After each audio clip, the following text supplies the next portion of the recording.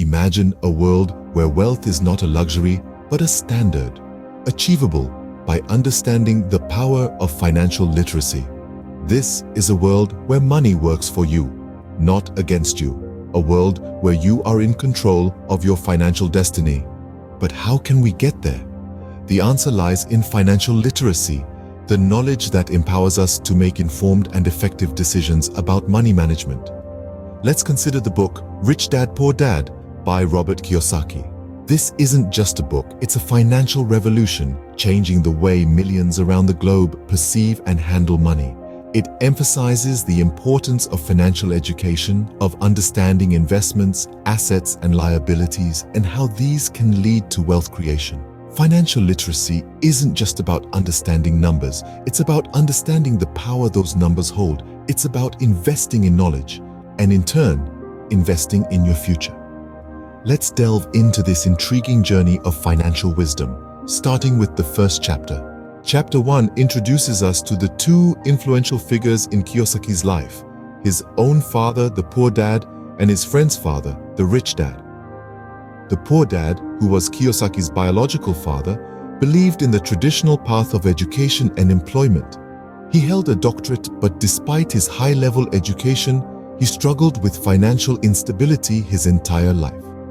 He believed in working hard to earn a steady income and saving whatever little was left after bills. On the contrary, the rich dad, Kiyosaki's childhood friend's father, was a business magnate with an 8th grade education. He believed in the power of financial literacy and investing wisely. He taught Kiyosaki to let money work for him instead of working for money. He consistently emphasized that financial education was the key to wealth. These contrasting beliefs and strategies of the rich dad and poor dad played a pivotal role in shaping Kiyosaki's understanding of money and wealth.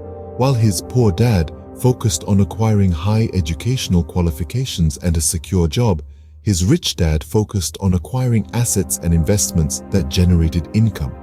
This disparity in their approaches to wealth creation highlighted the importance of financial literacy and the power of investments. In essence, Kiyosaki learned the hard way that a good education does not necessarily lead to financial success, while financial literacy can lead to wealth creation, even without traditional education. The perspectives of the rich dad versus the poor dad set the foundation for the financial lessons to follow. Chapter 2 underscores the significance of financial education.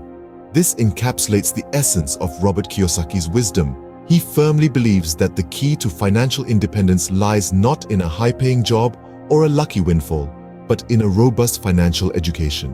Kiyosaki's philosophy is simple yet profound. He argues that financial success is not about how much money one makes, but how much one keeps. It's about understanding the dynamics of money and using that knowledge to make money work for you.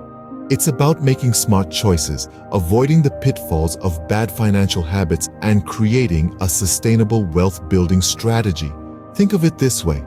Imagine two individuals. One earns a high salary but spends lavishly, and the other earns a modest income but is prudent in her spending. Despite the difference in their earnings, the latter individual may end up with more wealth in the long run because she understands how to manage her money effectively.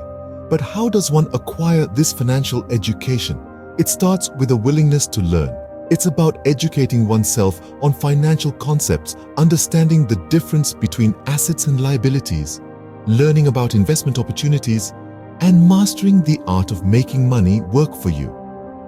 To put it simply, financial education is the cornerstone of financial success. It's the tool that empowers individuals to take control of their financial destiny. Financial education is not just about earning money, but learning how to manage it, invest it, and ensure it grows. Chapter 3 delves into the concept of minding your own business. Now, this doesn't mean turning a blind eye to the world around you. Rather, it's about paying close attention to your personal financial affairs.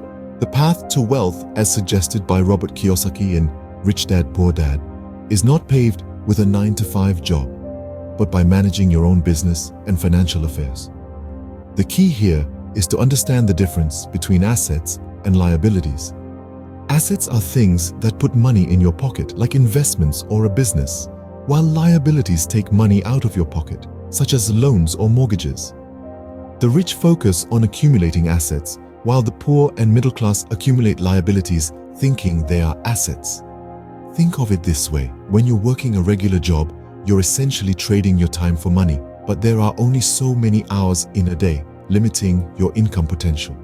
When you own assets, however, they work for you around the clock, generating income even while you sleep.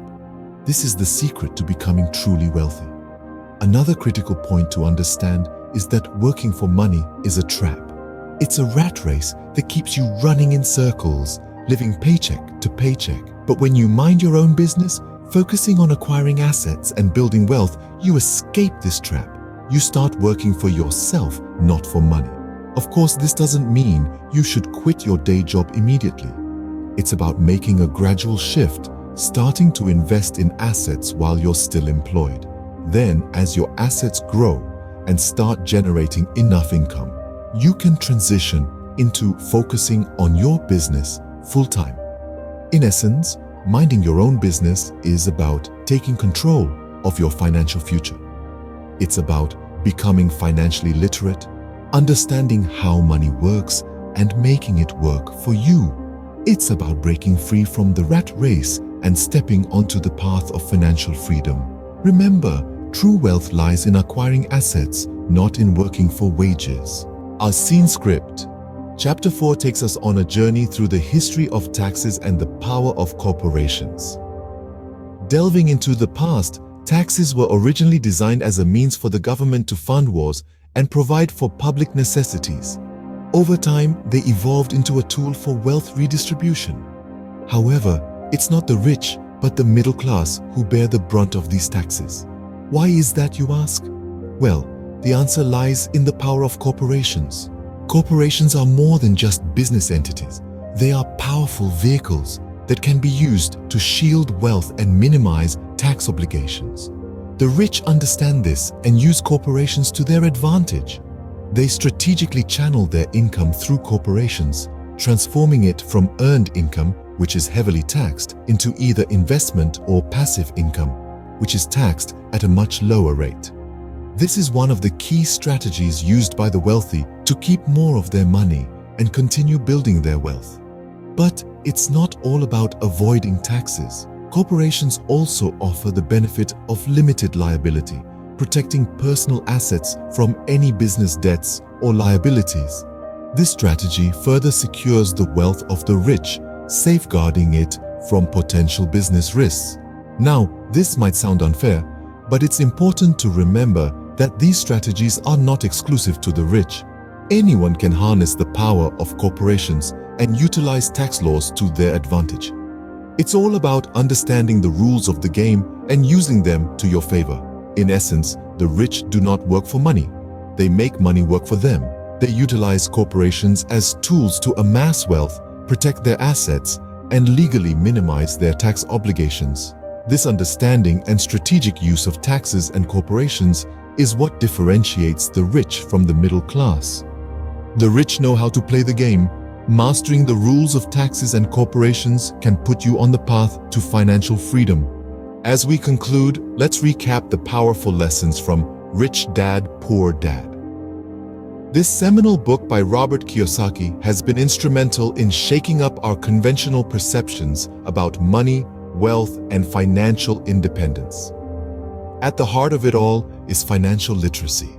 It's the ability to understand and use various financial skills, including personal financial management, budgeting, and investing.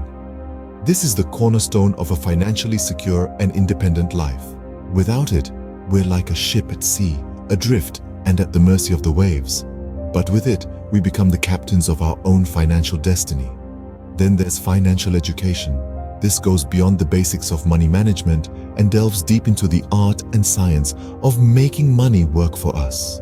It's about learning to generate passive income, understanding the difference between assets and liabilities, and recognizing the power of investing in real estate and small businesses. Minding your own business is another crucial lesson. It's about creating and nurturing your own wealth-generating assets rather than relying solely on your job for income. It's about being the boss of your own financial future. And let's not forget the history of taxes and the power of corporations. Understanding these concepts can help us to leverage the benefits they offer, from tax advantages to legal protections. It's about playing the game of money by the rules, but knowing how to use those rules to our advantage. These lessons may seem daunting, but they are not beyond anyone's grasp. They're not exclusive to the rich, the educated, or the privileged. They're available to everyone who's willing to learn, to change their mindset, and to take steps towards financial freedom. Financial freedom is not a dream, it's a journey. And with the right knowledge and mindset, it's a journey anyone can embark on. Remember, the best investment you can make is in yourself and your financial education.